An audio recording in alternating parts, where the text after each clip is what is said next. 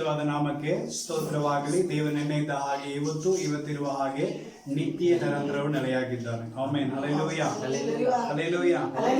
ಚೆನ್ನಾಗಿದ್ದೀರಾ? ಸಂತೋಷವಾಗಿದ್ದೀರಾ? ಆರೋಗ್ಯವಾಗಿದ್ದೀರಾ? ಕರ್ತನಲ್ಲಿ ಯಾವಾಗಲೂ ಹೆಂಗಿರಬೇಕು? ಸಂತೋಷವುಳ್ಳವರಾಗಿಯೇ ಇರಬೇಕು. ಆಮೆನ್. Hallelujah, hallelujah. ಸೊ ದೇವರ ವಾಕ್ಯಕ್ಕಾಗಿ ನಾವು ಹೋಗೋಣ.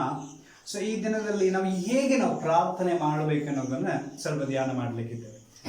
ಹೇಗೆ ನಾವು ಪ್ರಾರ್ಥನೆ ಮಾಡಬೇಕು, ಯಾಕಂದ್ರೆ ಇವತ್ತು ನಾವು ಹೇಗೆ ಪ್ರಾರ್ಥನೆ ಮಾಡಬೇಕು, ಹೇಗೆ ನಾವು ಪ್ರಾರ್ಥನೆ ಮಾಡ್ತಾ ಇದ್ದೀವಿ, ನಾವು ಮಾಡ್ತಾ ಇರೋ ಪ್ರಾರ್ಥನೆ ಸರಿನಾ, ಅಥವಾ ಈ ಪ್ರಾರ್ಥನೆ ಅಂದ್ರೆ ಹೆಂಗಿರಬೇಕು, ಇನ್ನು ಸಭೆಗೆ ಹೊಸದಾಗಿ ಬಂದವರಿಗೆ ಅಥವಾ ಪ್ರಾರ್ಥನೆಯಲ್ಲಿ ಆಸಕ್ತಿ ಇದ್ದವರಿಗೆ ಸೊ ಪ್ರಾರ್ಥನೆಯನ್ನು ಕಳೆದುಕೊಳ್ಳಬೇಕು ಅಂತೇಳಿ ತುಂಬಾ ಒಂದು ಆಸಕ್ತಿ ಇರುತ್ತೆ. ಸೊ ಅವರಿಗೆ ಯಾವ ರೀತಿಯಾಗಿ ಪ್ರಾರ್ಥನೆ ಮಾಡಬೇಕು ಎಂಬುದಾಗಿ ಗೊತ್ತಿರೋದಿಲ್ಲ. ಆಮೆನ್.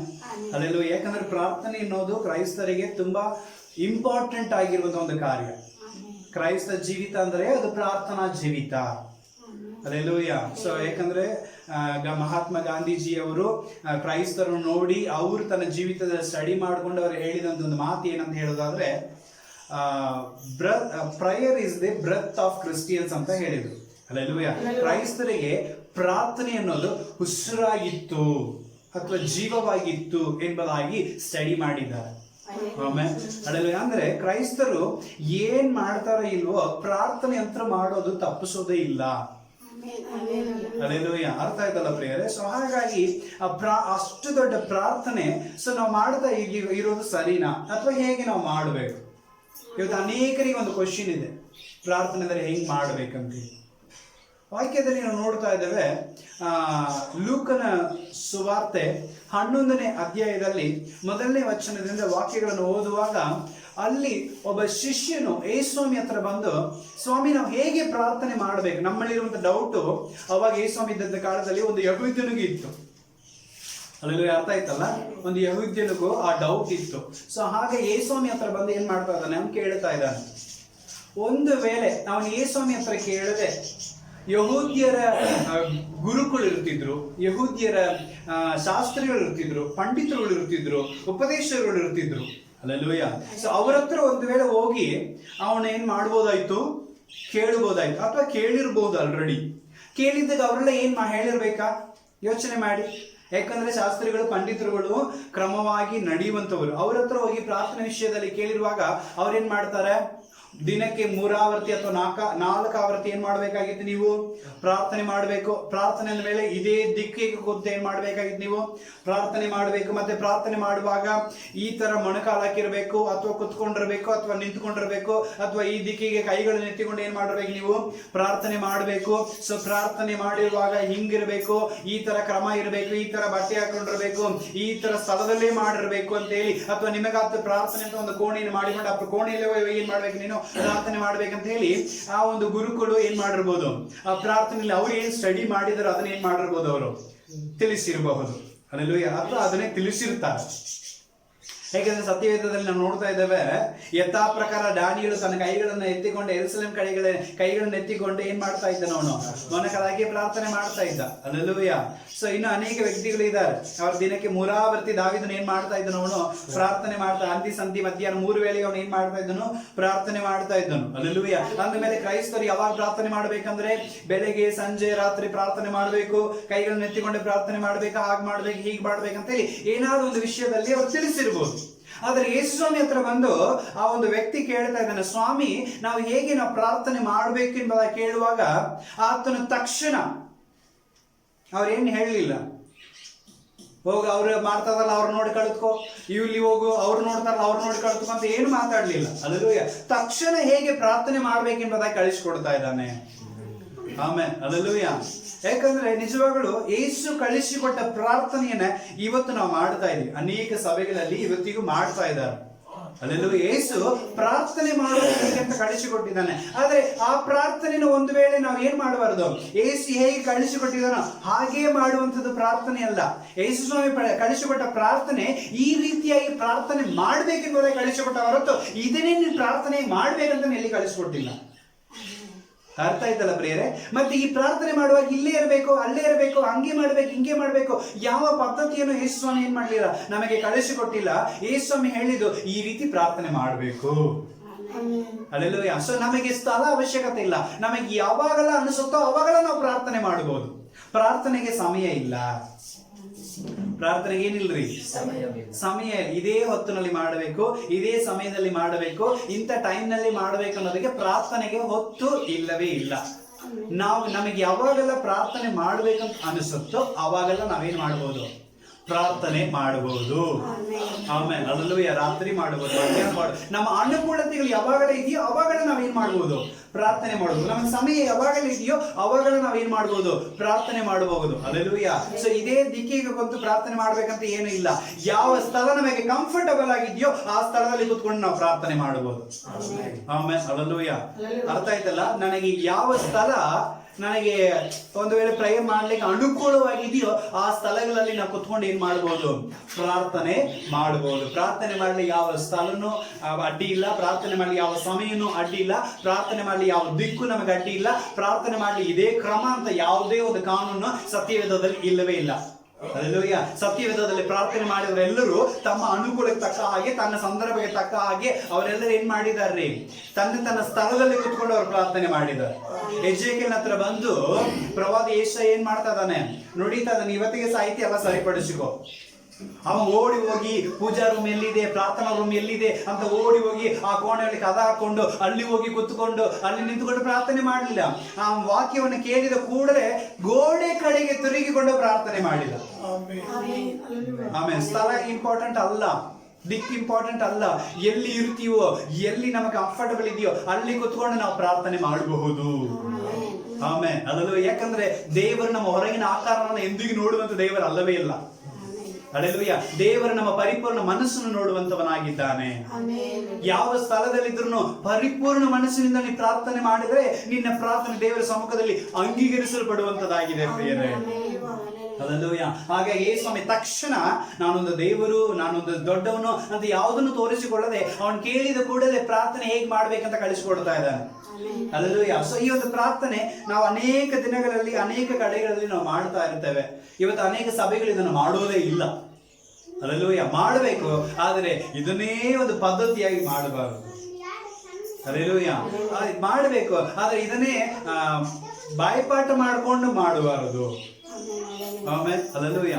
ಸೊ ಬಾಯ್ಪಾಠ ಮಾಡ್ಕೊಂಡು ಮಾಡಿದ್ರೆ ಅದಕ್ಕೆ ಪ್ರಯೋಜನ ಇಲ್ಲ. ಅಲ್ಲೆಲ್ಲೂಯ್ಯ.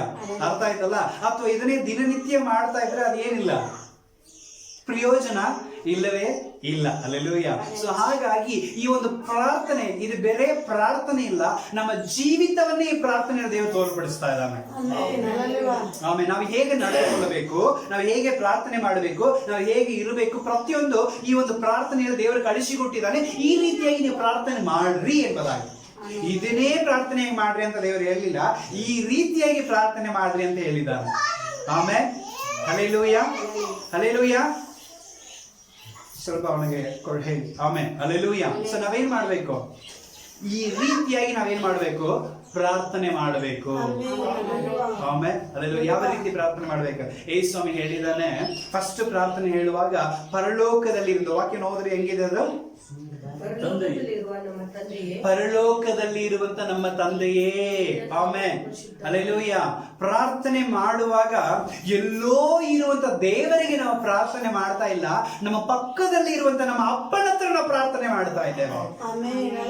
ಹಲ್ಲೆಲೂಯಾ. ಯೇಸು ಪ್ರಾರ್ಥನೆ ಕಳಿಸಿಕೊಡುವಾಗ ಹೆಂಗ್ ಸ್ಟಾರ್ಟ್ ಮಾಡ್ತಾ ಇದ್ದಾರೆ ಅಂದ್ರೆ, ಪರಲೋಕದಲ್ಲಿ ಇರುವಂತ ತಂದೆಯೇ. ತಂದೆ ಮೀನ್ಸ್ ನಮ್ಮ ಅಪ್ಪ. ಆಮೇಲೆ ಹಲ್ಲೆಲೂಯಾ. ಸೊ ನಾವು ಯಾರ ಹತ್ರ ಪ್ರಾರ್ಥನೆ ಮಾಡ್ಲಿಕ್ಕೆ ಹೋಗ್ತೀವಿ, ನಮ್ಮ ಅಪ್ಪನ ಹತ್ರ ಪ್ರಾರ್ಥನೆ ಮಾಡ್ಲಿಕ್ಕೆ ಹೋಗ್ತಾ ಇದೀವಿ. ಸೊ ನಮ್ಮ ಅಪ್ಪನ ಹತ್ರ ನಾವು ಯಾವ ರೀತಿಯನ್ನು ಪ್ರಾರ್ಥನೆ ಕೇಳ್ತೀವೋ ಅಥವಾ ಮಾತಾಡ್ತೀವೋ ಅದೇ ಪ್ರಕಾರವಾಗಿ ನಮ್ಮ ದೇವರ ಹತ್ರ ನಾವು ಮಾತಾಡಬೇಕು. ಅದುವೇ ಪ್ರಾರ್ಥನೆ. ಹಾಗೆ ಪ್ರಾರ್ಥನೆ ಮಾಡಬೇಕು. ಆಮೇಲೆ ಹಲ್ಲೆಲೂಯಾ. ಎಲ್ಲೋ ಇರುವಂತ ದೇವರಲ್ಲ. ಆಮೇಲೆ ನಮ್ಮ ಮನೆಯಲ್ಲಿ ನಮ್ಮ ಪಕ್ಕದಲ್ಲಿ ಇರುವಂತ ತಂದೆ ಅಪ್ಪನ ಹತ್ರ ನಾವು ಕೇಳಲಿಕ್ಕೆ ಹೋಗ್ತಾ ಇದೀವಿ ಅಂತ ಒಂದು ಮನಸ್ಸಿನಿಂದ ಪ್ರಾರ್ಥನೆ ಮಾಡ್ರಿ ಅನ್ನೋದಾಗಿ ಯೇಸು ಸ್ವಾಮಿ ಹೇಳ್ತಾ ಇದ್ದಾರೆ. ಹಲ್ಲೆಲೂಯಾ. ಅರ್ಥ ಆಯ್ತಲ್ಲ ಪ್ರಿಯರೇ? ಸೊ ಪ್ರಾರ್ಥನೆ ಮಾಡುವಾಗ ಎಲ್ಲೋ ಕುತ್ಕೊಂಡಿರುವಂತ ಯಾವುದೋ ಒಂದು ಮನುಷ್ಯನ ಹತ್ರ ಇರುವಂತ ಜೋರಾಗಿ ಹೋಗಿ ಕರೆದಂಗೆಲ್ಲ ಮಾತಾಡೋದು ಅವಶ್ಯಕತೆ ಇಲ್ಲ. ನಮ್ಮ ಪಕ್ಕದಲ್ಲೇ ಕೂತ್ಕೊಂಡು ನಮಗೆ ಏನ್ ಬೇಕು ಅಂತ ಕೇಳಲಿಕ್ಕೆ ರೆಡಿಯಾಗಿರುವಂತ ನಮ್ಮ ಅಪ್ಪನ ಹತ್ರ, ತಂದೆಯ ಹತ್ರ ನಾವೇನ್ ಮಾಡ್ತಾ ಇದ್ದೇವೆ? ಪ್ರಾರ್ಥನೆ ಮಾಡುತ್ತೇವೆ ಅನ್ನೋ ಒಂದು ಭಾವನೆಯಿಂದ ನೀವು ಪ್ರಾರ್ಥನೆ ಮಾಡ್ರಿ ಎಂಬುದಾಗಿ ಸ್ವಾಮಿ ಕಳಿಸಿಕೊಡ್ತಾ ಇದ್ದಾನೆ. Amen, hallelujah. ಎರಡನೇದಾಗಿ ನೋಡ್ತಾ ಇರೋದಾದ್ರೆ ಏನಂತ ಬರೆಯಲ್ಪಟ್ಟಿದೆ? ನಿನ್ನ ನಾಮವು ಪರಿಶುದ್ಧವೆಂದೆನಿಸಲ್ಪಡಲಿ. ಆಮೇಲೆ ನಿನ್ನ ನಾಮವು ಏನಾಗಲ್ರಿ? ಪರಿಶುದ್ಧವೆಂದೆನಿಸಲ್ಪಡಲಿ. ಹಲ್ಲೆಲೂಯಾ. ಸೊ ದೇವರ ನಾಮವನ್ನು ನಾವೇನ್ ಮಾಡಬೇಕು? ಉನ್ನತಿ ಪಡಿಸಬೇಕು, ದೇವರ ನಾಮವನ್ನು ಸ್ತುತಿಸಬೇಕು, ದೇವರ ನಾಮವನ್ನು ಕೊಂಡಾಡಬೇಕು. ಎರಡನೇದಾಗಿ ಅದು ಎಂತ ಒಂದು ಪರಿಸ್ಥಿತಿಯಲ್ಲಿ ನಾವಿದ್ರು ದೇವರನ್ನ ಸ್ತುತಿ ಮಾಡೋದು ಮಾತ್ರ ಎಂದಿಗೆ ಮರೆಯಬಾರದು. ಆಮೇಲೆ ಹಲ್ಲೆಲೂಯಾ. ಯೋಗನ ಎಂತ ಕೆಟ್ಟ ಸ್ಥಿತಿಯಲ್ಲಿದ್ದ, ಈಗ ತಾನೇ ನಾವು ಕೇಳಿದೀವಿ ಅವನ ವಾಕ್ಯದಲ್ಲಿ. ಅವನು ಎಂತ ಕೆಟ್ಟ ಸ್ಥಿತಿಯಲ್ಲಿದ್ದ, ಎಲ್ಲವನ್ನ ಕಳೆದುಕೊಂಡು ಅನಾರೋಗ್ಯದಲ್ಲಿ ಇದ್ದನ್ನು ಸಹ, ಹೆಂಡತಿ ಮಾತನ್ನ ಅನಿಸಿಕೊಂಡ್ರು ಸಹ ಅವನು ಒಂದೇ ಒಂದು ಮಾತನ್ನು ಮಾತ್ರ ಬಿಡ್ಲಿಲ್ಲ, ದೇವರ ನಾಮಕ್ಕೆ ಸ್ತೋತ್ರ. ಆಮೇಲೆ ಹಲ್ಲೆಲೂಯಾ. ನಾವೇನ್ ಮಾಡುತ್ತೀವಿ? ಮನಸ್ಸು ಸರಿಯಿಲ್ಲ, ಇವತ್ತು ನಾ ಪ್ರೇಯರ್ ಬರೋಂಗಿಲ್ಲ, ಇವತ್ತು ನನಗೆ ಹಾಡು ಹಾಡಕ್ ಆಗೋಂಗಿಲ್ಲ, ಇವತ್ತು ನನಗೆ ವಾಕ್ಯ ದಯವಿಟ್ಟು ಏನ್ ಮಾಡಬೇಡ, ನೀನು ಹೇಳ್ಬೇಡ, ನನಗೆ ನನ್ನ ಮನಸ್ಸು ತುಂಬಾ ಕೆಟ್ಟ ಐತಿ, ನನಗೆ ಏನ್ ಮಾಡಕ್ ಬರೋಂಗಿಲ್ಲ. ಆಮೇಲೆ ಹಲ್ಲೆಲೂಯಾ. ನನ್ನ ಪ್ರಾರ್ಥನೆ ಕರಿಬೇಡ, ನನ್ನ ಪ್ರಾರ್ಥನೆಗೆ ಇದು ಮಾಡಬೇಡ, ಹಲ್ಲೆಲೂಯಾ ಅಂತ ನಾವೇನ್ ಮಾಡ್ಬಿಡ್ತೀವಿ? ಈಸಿಯಾಗಿ ಹೇಳ್ಬಿಡ್ತೀವಿ. ಆದ್ರೆ ದೇವರು ಕಳಿಸಿಕೊಟ್ಟ ಪ್ರಾರ್ಥನೆಯಲ್ಲಿ ಅಪ್ಪನ ಹತ್ರ ಪ್ರಾರ್ಥನೆ ಮಾಡುತ್ತಿ. ಸೊ ಹೇಗೆ ಪ್ರಾರ್ಥನೆ ಮಾಡಬೇಕು? ನಿನ್ನ ನಾಮವು ಪರಿಶುದ್ಧವೆಂದೆನಿಸಲ್ಪಡಲಿ, ಅಂದ್ರೆ ದೇವರ ನಾಮವನ್ನು ಹೊಗಳಿ ಆರಾಧಿಸಿ ಮಹಿಮೆಪಡಿಸಿ ಪ್ರಾರ್ಥನೆ ಮಾಡಿ. ನೀ ಎಂತ ಕಷ್ಟದಲ್ಲಿ ಇರು, ಸಂತೋಷದಲ್ಲಿ ಇರು, ಆದ್ರೆ ಸ್ತುತಿ ಮಾಡೋದು ಮಾತ್ರ ಎಂದಿಗೆ ಏನ್ ಮಾಡಬೇಡ, ನೀನು ಮರೆಯಬೇಡ. ಒಮ್ಮೆ ಹಲ್ಲೆಲೂಯಾ. ಮನುಷ್ಯನಿಗೆ ಖಂಡಿತವಾಗಿ ಕಷ್ಟಗಳು ಇದ್ದೇ ಇರುತ್ತೆ. ಕಷ್ಟ ಇಲ್ಲ ಅಂದ್ರೆ ಮನುಷ್ಯನೇ ಇಲ್ಲ. ಆಮೇಲೆ ಹಲ್ಲೆಲೂಯಾ. ಎಂತ ದೊಡ್ಡ ವ್ಯಕ್ತಿಯಾಗಿದ್ದು ಅವನಿಗೆ ಏನ್ ಬಂದೇ ಬರುತ್ತೆ, ಕಷ್ಟ ಬಂದೇ ಬರುತ್ತೆ. ಕಷ್ಟನೇ ಇಲ್ಲದ ಜೀವಿತವನ್ನು ಬಯಸಿದ್ರೆ ಇನ್ನು ಮನುಷ್ಯನೇ ಅಲ್ಲ, ಅಥವಾ ದೇವರು ನಿನ್ನ ಸಂಗಡ ಇಲ್ಲವೇ ಇಲ್ಲ ಅಂತ ಅರ್ಥ. ಆಮೇಲೆ ಹೌದು, ದೇವರು ನಿನ್ನ ಸಂಗಡ ಇದ್ದಾನಂದ್ರೆ ಕಷ್ಟವು ನಿನ್ನ ಹತ್ರ ಇದ್ದೇ ಇರುತ್ತೆ. ಆದ್ರೆ ಕಷ್ಟದಿಂದ ಪಾರ್ ಮಾಡ್ಲಿಕ್ಕೋಸ್ಕರ ದೇವರು ನಿನ್ನ ಸಂಗಡ ಇರ್ತಾನೆ. ಹಾಗಾಗಿ ಪ್ರಾರ್ಥನೆ ನಿನ್ನ ಸಭೆ ಕೂಡಿ ಬರೋದನ್ನ ಎಂದಿಗೆ ಏನ್ ಮಾಡಬಾರ್ದು, ನೀನು ಬಿಟ್ಟು ಬಿಡಬಾರ್ದು ಎಂಬುದಾಗಿ ದೇವರು ವಾಕ್ಯದಲ್ಲಿ ಇದೆ. Amen, hallelujah. ಅರ್ಥ ಆಯ್ತಲ್ಲ? ಸೊ ಹಾಗಾಗಿ ನೀನು ಎಂತ ಸ್ಥಿತಿಯಲ್ಲಿದ್ರೂ ಪರವಾಗಿಲ್ಲ, ದೇವರಿಗೆ ಸ್ತೋತ್ರ ಮಾಡೋದನ್ನ ಮಾತ್ರ ಎಂದಿಗೆ ಏನ್ ಮಾಡಬಾರ್ದು, ನೀನು ಮರೆಯಬಾರದು. ಆಮೇಲೆ ಇದನ್ನ ಚೆನ್ನಾಗಿ ಏನ್ ಮಾಡ್ರಿ, ನೀವು ಅರ್ಥ ಮಾಡಿಕೊಳ್ಳಿ. ಅದ್ರಲ್ಲಿ ಬರೇ ಕಷ್ಟ ಇದೆ ಅಂತೀವಿ, ಅಪ್ಪ ಸ್ತೋತ್ರ, ಕಷ್ಟ ಗೊತ್ತೈತಿ, ಏನ್ ಪ್ರಾರ್ಥನೆ ಮಾಡೋದು, ನನಗೆ ಮನಸ್ಸು ಸರಿಯಿಲ್ಲ, ನನ್ನ ಪ್ರಾರ್ಥನೆ ಗೊತ್ತೈತಿ ಬಿಡು ಅಂತ ಹೇಳೋದಲ್ಲ. ನೀನ್ ಎಂತ ಸ್ಥಿತಿಯಲ್ಲಿ ಇದ್ರು ದೇವರನ್ನ ಕೊಂಡಾಡ್ಲಿಕ್ಕೆ ನೀನು ಮರೆಯಬೇಡ, ದೇವರನ್ನ ಸ್ತುತಿ ಮಾಡ್ಲಿಕ್ಕೆ ಮರೆಯಬೇಡ. ಆಮೇಲೆ ಅಲ್ಲೆಲ್ಲೂ ಅರ್ಥ ಆಯ್ತಲ್ಲ ಪ್ರಿಯರೇ? ಸೊ ನಿಜವಾಗಲೂ ದೇವರು ಇದರಲ್ಲಿ ಸಂತೋಷ ಪಡುವವನಾಗಿದ್ದಾನೆ. ಆಮೇಲೆ ಸೊ ಎರಡನೇದಾಗಿ ಪ್ರಾರ್ಥನೆಯಲ್ಲಿ ಮೊದಲನೇ ವಿಷಯವನ್ನು ದೇವರು ಕಳಿಸಿಕೊಡ್ತಾ ಇದ್ದಾನೆ, ದೇವರನ್ನ ಸ್ತುತಿ ಮಾಡ್ರಿ. ಮೂರನೇದಾಗಿ ಏನ್ ವಾಕ್ಯ ಹೇಳ್ತಾ ಇದೆ? ನಿನ್ನ ರಾಜ್ಯವು ಬರಲಿ. ಮೂರನೇದಾಗಿ ದೇವರು ಹೇಳ್ತಾ ಇದ್ದಾನೆ, ನಿನ್ನ ರಾಜ್ಯವು ಬರಲಿ. ಹಲ್ಲೆಲೂಯಾ. ಸೊ ನಾವು ಬದುಕುವ ಒಂದೊಂದು ಕ್ಷಣವು ನಾವು ಈ ಲೋಕದವರಲ್ಲ, ದೇವರ ರಾಜ್ಯಕ್ಕೆ ಸಂಬಂಧಪಟ್ಟವರು. ಆಮೇಲೆ ದೇವರ ಎರಡನೇ ಬರುಣವನ್ನು ನೆನಪನ್ನು ಇಟ್ಟುಕೊಂಡು ಬದುಕಬೇಕೆಂಬುದಾಗಿ ದೇವರು ಕಳಿಸಿಕೊಟ್ಟಿದ್ದಾನೆ. ಇವತ್ತು ರಾತ್ರಿಗೆ ಬಂದ್ರೆ ಆ ಬರುಣದಲ್ಲಿ ನಾನು ಹೋಗ್ಬಿಡ್ಬೇಕು. ನಿನ್ನ ರಾಜ್ಯ ಬರಲಿ ಸ್ವಾಮಿ, ದೇವರ ರಾಜ್ಯ ಬರಲಿ ಸ್ವಾಮಿ, ಆ ಬರುವಾಗ ಸ್ವಾಮಿ ನಾನು ಹೋಗ್ಬೇಕು, ನೀನು ಬರುವಾಗ ನಾನು ನಿನ್ನ ಸಂಗಡ ಬರಬೇಕು, ಆ ಒಂದು ಮೈಂಡ್ ಸೆಟ್ ನಲ್ಲಿ ನೀನು ಜೀವಿಸಬೇಕು. ಆಮೇಲೆ ಇದು ಬೇರೆ ಪ್ರಾರ್ಥನೆ ಅಲ್ಲ, ನಮ್ಮ ಜೀವಿತ ಶೈಲಿ. ಆಮೇಲೆ ಆಮೇಲೆ ಅದನ್ನೇ ದೇವರ ಈ ಪ್ರಾರ್ಥನೆಯಲ್ಲಿ ಕಳಿಸಿಕೊಟ್ಟಿದ್ದಾನೆ. ನಿನ್ನ ಚಿತ್ತವು ಬರಲಿ ಅಂದ್ರೆ ಅದರ ಅರ್ಥ ಏನು? ನೀನು ಎರಡನೇ ಬರುಣ ಅಂದ್ರೆ ದೇವರ ಎರಡನೇ ಬರುಣ ಇದೆ ಅಲ್ಲ, ಆ ಬರುಣಕ್ಕೋಸ್ಕರ ಎದುರು ನೋಡುವಂತವರಾಗಿ ಯಾವಾಗಲೂ ನಾವು ಪ್ರಾರ್ಥನೆಯಲ್ಲಿ ಇರಬೇಕು, ಜೀವಿತದಲ್ಲಿ ಇರಬೇಕು. ಆಮೇಲೆ ಹಲ್ಲೆಲೂಯಾ. ಎಂತ ಸ್ಥಿತಿಯಲ್ಲಿಯೂ ದೇವರ ಬರುಣವನ್ನು ನಾವೇನ್ ಮಾಡಬಾರದು, ಮರೆಯಬಾರದು. ಹಲ್ಲೆಲೂಯಾ. ಯಾವಾಗ ಬೇಕಂದ್ರೆ ದೇವರು ಬರ್ಬೋದು. ಈಗ ನನ್ನ ಕಳ್ಳನ್ನ ಬರುವ ಹಾಗೆ ನಾನು ಬರುತ್ತೀನಿ. ಕಳ್ಳ ಬರೋದು ಹೇಳಿ ಕೇಳಿ ಬರ್ತಾನ, ಟೈಮ್ ಗುರ್ತು ಮಾಡ್ಕೊಂಡು ಬರ್ತಾನ. ಈ ಟೈಮ್ ನಲ್ಲಿ ಕಳ್ಳ ಬರ್ತಾನ ಅಂತ ಹೇಳಿದ್ರೆ ನಾವೇನ್ ಮಾಡ್ಬಿಡ್ತೀವಿ, ಆ ಟೈಮ್ ರೆಡಿ ಮಾಡ್ಕೊಂಡು ಕಲ್ಲ ತೆಗೆದಿಟ್ಕೊಂಡು ಕಟ್ಟಿ ಬಡತ ಎಲ್ಲ ತಗೊಂಡು ಇಟ್ಕೊಂಡು ರೆಡಿ ಆಗ್ತಾನೆ. ಈ ಟೈಮ್ ಬರ್ತಾನೆ ಅಂತ ರೆಡಿ ಅವ್ನಿಗೆ ಒಂದು ಗತಿ ತೋರಿಸ್ತಾನೆ, ಕಾಯ್ತಾ ಇರ್ತೇವೆ. ಕರೆಕ್ಟಾ ಇಲ್ವಾ? ಅದ್ರಲ್ಲೂ ಹಂಗಾಗಿ ಕಲ್ಲ ಹೇಳಿ ಕೇಳಿ ಬರ್ತಾನ. ಅದೇ ಪ್ರಕಾರವಾಗಿ ಯೇಸು ಸ್ವಾಮಿ ಒಂದಿನ ಈ ಲೋಕದಲ್ಲಿ ಬರಲಿಕ್ಕಿದ್ದಾನೆ. ಆತನು ಯಾವಾಗ ಬರ್ತಾನೆ ಹೊತ್ತು ಗೊತ್ತಿಲ್ಲ, ನಾಳೆಗೆ ಗೊತ್ತಿಲ್ಲ, ಸಮಯ ಗೊತ್ತಿಲ್ಲ. ಆದ್ರೆ ಆತನ ಬರುವಾಗ ಯಾರೆಲ್ಲ ಸಿದ್ಧರಾಗಿದ್ದಾರೋ ಅವರೆಲ್ಲ ಹೋಗ್ತಾರೆ. ಆಮೇಲೆ ಸೊ ನಾವು ಯಾವಾಗಲೂ ಸಿದ್ಧರಾಗಿರ್ಬೇಕು ಅನ್ನೋದನ್ನೇ ಈ ಒಂದು ಪ್ರಾರ್ಥನೆ ದೇವರು ಏನ್ ಮಾಡ್ತಾ ಇದ್ದಾನೆ, ನಮಗೆ ಕಳಿಸಿಕೊಡ್ತಾ ಇದ್ದಾನೆ. ನಿನ್ನ ಚಿತ್ತವು ಬರಲಿ ಅಂದ್ರೆ ನಿನ್ನ ಬರೋಣ ಯಾವಾಗಲೂ ಬರಲಿ ಅಂತ ಹೇಳಿ ಎದುರು ನೋಡುವಂತವರಾಗಿ ನಾವು ಪ್ರಾರ್ಥಿಸಿ ಜೀವಿಸಬೇಕೆಂಬುದೇ ದೇವರ ಚಿತ್ತವಾಗಿದೆ. ಆಮೇಲೆ ಹಲ್ಲೆಲೂಯಾ. ಆಮೇಲೆ ನಾಲ್ಕನೇದಾಗಿ ನಮ್ಮ ಅನುದಿನದ ಆಹಾರವನ್ನು. ನಾಲ್ಕನೇದಾಗಿ ನಿನ್ನ ಚಿತ್ತವು ಪರಲೋಕದಲ್ಲಿ ನೆರವೇರುವ ಪ್ರಕಾರವೇ ಈ ಭೂಲೋಕದಲ್ಲಿಯೂ ನೆರವೇರಲಿ. ಆಮೇಲೆ ಯೇಸು ಹೇಳ್ತಾ ಇದ್ದಾನೆ, ಪರಲೋಕದಲ್ಲಿ ದೇವರ ಚಿತ್ತ ಏನಿದೆಯೋ ಅದುವೇ ಈ ಭೂಲೋಕದಲ್ಲಿ ಏನಾಗ್ಬೇಕು, ಈ ಭೂಲೋಕದಲ್ಲಿ ಏನಾಗ್ಬೇಕು, ನೆರವೇರಬೇಕು. ಆಮೇಲೆ ದೇವರ ಚಿತ್ತ ಏನಾಗ್ಬೇಕ್ರಿ, ನೆರವೇರಬೇಕು. ಅಲ್ಲೆಲ್ಲೂಯ್ಯ. ದೇವರ ಚಿತ್ತವನ್ನ ಯಾವಾಗ ನೆರವೇರಿಸುವಂತವರಾಗಿರ್ಬೇಕು ನಾವು. ದೇವರ ಚಿತ್ತವನ್ನ ಏನ್ ಮಾಡ್ಬೇಕು ನಾವು, ನೆರವೇರಿಸುವಂತವರು. ದೇವರ ಭರಣವನ್ನು ಯಾವ ರೀತಿಗೆ ನಾವು ಬಯಸುತ್ತಾ ಇದೀವೋ, ದೇವರ ಭರಣವನ್ನು ಯಾವ ರೀತಿಗೆ ಇಂಪಾರ್ಟೆನ್ಸ್ ಕೊಡ್ತಾ ಇದೀವೋ, ಅದೇ ಪ್ರಕಾರ ದೇವರ ಚಿತ್ತವು ಈ ಲೋಕದಲ್ಲಿ ನೆರವೇರಬೇಕಂತ ನಾವು ಕಾಯ್ತಾ ಇರಬೇಕು. ದೇವರ ಚಿತ್ತ ಏನ್ರಿ, ದೇವರ ಚಿತ್ತ ಏನು, ಎಲ್ಲರೂ ರಕ್ಷಣೆ ಹೊಂದಿ ದೇವರ ರಾಜ್ಯಕ್ಕೆ ಬರಬೇಕು ಅನ್ನೋದು ದೇವರ ಚಿತ್ತ. ಅದನ್ನೇ ನಮ್ಮ ಜೀವಿತದಲ್ಲಿ ಇರಬೇಕು, ನಮ್ಮ ಪ್ರಾರ್ಥನೆಯಲ್ಲಿ ಇರಬೇಕು. ಆಮೇಲೆ ದೇವರ ಚಿತ್ತ ಏನು, ಪರಲೋಕದಲ್ಲಿ ಇರೋದೇ ದೇವರ ಚಿತ್ತ. ಆ ಪರಲೋಕದ ಚಿತ್ತವು ಎಲ್ಲಿ ನೆರವೇರಬೇಕು, ಈ ಭೂಲೋಕದಲ್ಲಿ ನೆರವೇರಬೇಕು. ಅಂದ್ಮೇಲೆ ಈ ಭೂಲೋಕದಲ್ಲಿ ದೇವರ ಚಿತ್ತವನ್ನು ನೆರವೇರಿಸುವಂತ ಕಾರ್ಯಗಳನ್ನ ನಾವು ಅನುದಿನವೂ ಮಾಡ್ತಾ ಇರಬೇಕು. ಆಮೇಲೆ ಸೊ ದೇವರ ಚಿತ್ತವು ಇಲ್ಲಿನೂ ಬರಲಿ. ಆಮೇಲೆ ದೇವರ ಚಿತ್ತ ಎಲ್ಲರ ರಕ್ಷಣೆ ಹೊಂದಬೇಕು. ಎಲ್ಲರ ರಕ್ಷಣೆ ಹೊಂದಬೇಕಾದ್ರೆ ನಾವು ಮಾದರಿಗಳಾಗಿರಬೇಕು. ಆಮೇಲೆ ಅಲ್ಲೂ ಯಾಕಂದ್ರೆ ನಾವು ಈ ಲೋಕಕ್ಕೆ ಸಂಬಂಧಪಟ್ಟವರು ಅಲ್ಲ ಅನ್ನೋದನ್ನ ನೆನಪಿನಲ್ಲಿ ಇಟ್ಟುಕೊಂಡು ನಾವು ಜೀವಿಸಬೇಕು. ಅದುವೇ ದೇವರ ಚಿತ್ತ. ನಾವು ಈ ಲೋಕದವರ ಅಲ್ಲ ಅನ್ನೋದು ನಾವು ಯಾವಾಗಲೂ ನಮ್ಮ ತೀರ್ಮಾನದಲ್ಲಿ ಇಟ್ಟುಕೊಂಡು ನಾವು ಪ್ರಾರ್ಥನೆ ಮಾಡಬೇಕು. ಅದುವೇ ದೇವರ ಚಿತ್ತ. ಆ ದೇವರ ಚಿತ್ತವು ಇವತ್ತು ನಮ್ಮ ಜೀವಿತದಲ್ಲಿ ಏನಾಗ್ಬೇಕ್ರಿ, ನೆರವೇರಬೇಕು. ಅದು ನಮ್ಮ ಪ್ರಾರ್ಥನೆಯಲ್ಲಿ ಇರಬೇಕು, ನಮ್ಮ ಜೀವಿತದಲ್ಲಿ ಇರಬೇಕು. ಆಮೇಲೆ ಅಲ್ಲೆಲ್ಲೂಯ್ಯ. ಅರ್ಥ ಆಯ್ತಲ್ಲ ಪ್ರಿಯರೇ? ಆಮೇಲೆ ಐದನೇದಾಗಿ ದೇವರ ವಾಕ್ಯದಲ್ಲಿ ಹೇಳ್ತಾ ಇದೆ, ನಮ್ಮ ಅನುದಿನದ ಆಹಾರವನ್ನ ಈ ಹೊತ್ತಿಗೆ ನಮಗೆ ನೀನು ದಯಪಾಲಿಸು. ಆಮೇಲೆ ಅಲ್ಲೆಲ್ಲೂಯ್ಯ. ನನ್ನ ಅವಶ್ಯಕತೆ ಎಲ್ಲರೂ ದೇವರು ಗೊತ್ತೈತಿ, ನಾನು ಏನು ಕೇಳೋದು ಬೇಕಾಗಿಲ್ಲ ಅನ್ನೋದಲ್ಲ ಪ್ರಿಯರೇ. ಅಲ್ಲೆಲ್ಲೂಯ್ಯ. ನಮಗೆ ಏನ್ ಬೇಕೋ ನಾವು ಕೇಳಿ ಪಡೆದುಕೊಳ್ಳಬೇಕು. ಅದು ದೇವರ ಚಿತ್ತವಾಗಿದೆ. ಅಲ್ಲೆಲ್ಲೂಯ್ಯ. ನಮಗೆಲ್ಲ ಇದೆ ಅಂತ ಅಗಮ್ನಲ್ಲಿ ಮೆರಿಬಾರ್ದು, ಏನು ಇಲ್ಲ ಅಂತ ಕೊರೋನಲ್ಲಿ ಕುತ್ಕೋಬಾರ್ದು. ಇವತ್ತಿಗೆ ಆವತ್ತಿಗೆ ಏನ್ ಬೇಕೋ ಅದನ್ನ ಕೇಳಿ ನಾವೇನ್ ಮಾಡ್ಬೇಕು, ಪಡೆದುಕೊಳ್ಳಬೇಕು. ಆಮೇಲೆ ಅಲ್ಲೆಲ್ಲೂಯ್ಯ. ಸೊ ದಿನನಿತ್ಯದ ಪ್ರಾರ್ಥನೆಯಲ್ಲಿ ಅಂದ್ರೆ ಹೊತ್ತೊತ್ತಿಗೆ ಬೇಕಾಗಿರೋದು ಅಂದ್ರೆ ಅನ್ನ ಮಾತ್ರ ಇಲ್ಲ. ನಮಗೇನೆಲ್ಲ ಅವಶ್ಯವಾಗಿದೆಯೋ, ನಮಗೇನೆಲ್ಲ ಬೇಕಾಗಿದೆಯೋ ಪ್ರತಿಯೊಂದು ಪ್ರಾರ್ಥನೆ ಕೇಳಿ ಪಡೆದುಕೊಳ್ಳಬೇಕು. ಆಮೇಲೆ ಇವತ್ತು ಅನೇಕರು ಏನ್ ಮಾಡೋಂಗಿಲ್ಲ, ಏನು ಕೇಳೋಂಗಿಲ್ಲ. ಏನ ಬೇಕಾದ್ರೆ ಮಾತ್ರ ಕೇಳ್ತಾರೆ, ದೊಡ್ಡ ದೊಡ್ಡ ವಿಷಯ ಮಾತ್ರ ಕೇಳ್ತಾರೆ. ಚಿಕ್ಕ ವಿಷಯಗಳೆಲ್ಲ ಅವ್ನು ಗೊತ್ತಾಯ್ತು ಬಿಡು ಕೊಡ್ತಾನೆ. ಆಮೇಲೆ ಅಲ್ಲೆಲ್ಲೂಯ್ಯ. ಅಲ್ಲೆಲ್ಲೂಯ್ಯ. ವಾಕ್ಯ ಹೇಳ್ತಾ ಇದೆ, ಕೂಗುವಂತ ಕಾಗಿಗೂ ಪಕ್ಷಿಗೂ ದೇವರ ಆಹಾರವನ್ನು ಕೊಡ್ಲಿಕ್ಕೆ ಆತನೇ ಶಕ್ತನಾಗಿದ್ದಾನೆ.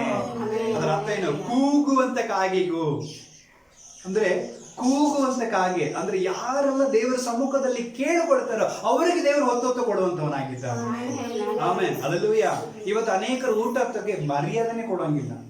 ಅಲ್ಲೆಲ್ಲೂಯ್ಯ. ತಾಟ್ ತಗೊಂಡು ಹೋಗಿಯೋದೇನು, ಆ ಊಟವನ್ನು ಕಾಲಿನಲ್ಲಿ ತುಳಿಯೋದೇನು, ಆಮೇಲೆ ಊಟ ಮಾಡುವ ಕ್ರಮ ಕೂಡ ಗೊತ್ತಿಲ್ಲ ಅನೇಕರಿಗೆ. ಎಷ್ಟೋ ಸಾರಿ ಹೇಳಿದ್ದೀನಿ, ನಿನ್ನ ತಾಟಿಗೆ ಒಂದು ಅನ್ನದ ಬೀಜ ಬಂದು ಕುಂತಿದೆ ಅಂದ್ರೆ ಅದು ದೇವರು ನಿನಗಾಗಿ ಕೊಟ್ಟಿರೋದು. ಅದನ್ನ ಅಷ್ಟೇ ದೇವರಿಗೆ ಕೃತಜ್ಞತೆ ಉಳ್ಳವನಾಗಿ ಊಟ ಮಾಡಿ. ಡೋಂಟ್ ವೇಸ್ಟ್ ಫುಡ್ ಎಂಬುದಾಗಿ ಅನೇಕ ಕಡೆಗಳು ನೋಡ್ತೀವಿ. ನಾವೇ ಅದನ್ನು ಫಾಲೋ ಮಾಡೋದೇ ಇಲ್ಲ, ಪಾಲಿಸೋದೇ ಇಲ್ಲ. ಆಮೇಲೆ ಅಲ್ಲೆಲ್ಲೂ ಅರ್ಥ ಇದಲ್ಲ ಪ್ರಿಯರೇ. ನಾನು ಎಷ್ಟೋ ಸಾರಿ ನಮಗೆ ಹೇಳಿದ್ದೇನೆ. ಯಾಕಂದ್ರೆ ಒಂದು ರೈತನು ಬೀಜಗಳನ್ನು ಬಿತ್ತಲಿಕ್ಕೆ ಹೋಗುವಾಗ ಅವನು ಎಲ್ಲಾ ಬೀಜ ತಗೊಂಡು ಹೋಗ್ತಾನೆ. ಆದ್ರೆ ಎಲ್ಲಾ ಬೀಜವು ಒಳಗೆ ತಗೊಂಡು ಹೋಗ್ಲಿಕ್ಕೆ ಆಗೋಂಗಿಲ್ಲ. ದಾರಿಯಲ್ಲಿ ಎಷ್ಟೋ ಬೀಜಗಳು ಬಿದ್ದು ಹೋಗುತ್ತೆ, ಅದು ಅಲ್ಲೇ ನಾಶವಾಗಿ ಹೋಗುತ್ತೆ, ಪಕ್ಷಿಗಳಿಗೆ ಆಹಾರವಾಗಿ ಹೋಗುತ್ತೆ, ಮುಳ್ಳುಗಂಟಿಯಲ್ಲಿ ಬೆಳೆದು ನಾಶವಾಗಿ ಹೋಗುತ್ತೆ. ಅಲ್ಲೂಯ್ಯ. ಒಳ್ಳೆ ಭೂಮಿಯಲ್ಲಿ ಹೋಗಿ ಬಿತ್ತುವಂತ ಬೀಜಗಳು ಮಾತ್ರ ಫಲ ಕೊಡುವಂತದ್ದಾಗಿದೆ. ಅಲ್ಲೆಲ್ಲೂಯ್ಯ. ಸೊ ಅಲ್ಲಿ ಹೋಗಿ ಅವನು ತಗೊಳ್ಳುವಾಗ 4 ಕಾಳುಗಳ ಕೆಳಗೆ ಬಿದ್ದಿರ್ತಾವ. ಅಲ್ಲೆಲ್ಲೂಯ್ಯ. ಅದು ತಗೊಂಡು ಏನ್ ಮಾಡ್ತಾನೆ, ಬಿತ್ತುವಾಗ 1-2 ಏನಾಗುತ್ತೆ, ಪಕ್ಷಿಗಳು ತಗೊಂಡು ಹೋಗುತ್ತೆ, ಅಲ್ಲಿ ಇಲ್ಲಿ ಬಿದ್ದು ಹೋಗುತ್ತೆ. ಸೊ ಆದ್ರೆ ಅಷ್ಟು ಕಷ್ಟಗಳ ಮಧ್ಯದಲ್ಲಿ ಅವನು ಬಿತ್ತಿದ ಮೇಲೆ ಅದಕ್ಕೆ ಗೊಬ್ಬರಗಳು 1-2 ಮಾತ್ರ ಸಿಗುತ್ತೆ, 1-2 ಸಿಗೋಂಗಿಲ್ಲ. ಸೊ ಒಳ್ಳೆ ಪೋಷಣೆ ಸಿಕ್ಕಿದ ಮಾತ್ರ ಬೆಳೆದು ಜೀವ ಕಟ್ಟೆ ಏನ್ ಮಾಡುತ್ತೆ, ಬೆಳೆದು ಬರುವಂತದ್ದಾಗಿದೆ. ಸೊ ಬೆಳೆದು ಬಂದ ಮೇಲೆ ಎಲ್ಲ 100% ಫಲ ಕೊಡೋದನ್ನ ಎಲ್ಲಿಗೆ ಬರೋಂಗಿಲ್ಲ. ಒಂದು ಸಣ್ಣದಾಗಿ ಬೆಳೆದಿರುತ್ತೆ, ಒಂದು ದೊಡ್ಡದಾಗಿ ಬೆಳೆದಿರುತ್ತೆ. ಅಲ್ಲೆಲ್ಲೂಯ್ಯ. ಸೊ ಆದ್ರೆ ಎಲ್ಲವನ್ನು ರೈತ ಏನ್ ಮಾಡ್ತಾನೆ, ತಗೊಳ್ಳುವಾಗ ಅವನು ಕೊಯ್ಯುವಾಗ ಅರ್ಧ ಕಣಜೆ ಬರುತ್ತೆ, ಇನ್ನು ಸ್ವಲ್ಪ ಆ ಹೊಳದಲ್ಲಿ ಅಲ್ಲಿ ಬಿದ್ದು ಹೋಗುತ್ತೆ. ಅಲ್ಲಿಂದ ತಗೊಂಡ್ ಬರೋದಷ್ಟು ಮತ್ತೆ ಅರ್ಧ ಏನಾಗುತ್ತೆ, ಅಲ್ಲಿ ಬಿದ್ದು ನಾಶವಾಗಿ ಹೋಗುತ್ತೆ. ಅದನ್ನ ಬಡಿಯುವಾಗ ಅಥವಾ ಅದನ್ನ ಕಣಜದಲ್ಲಿ ರಾಶಿ ಮಾಡುವಾಗ ಅದು ಎಷ್ಟೋ ಹಾಲಾಗಿ ಸ್ವಲ್ಪ ಹೋಗ್ಬಿಡುತ್ತೆ. ಅಲ್ಲೆಲ್ಲೂಯ್ಯ.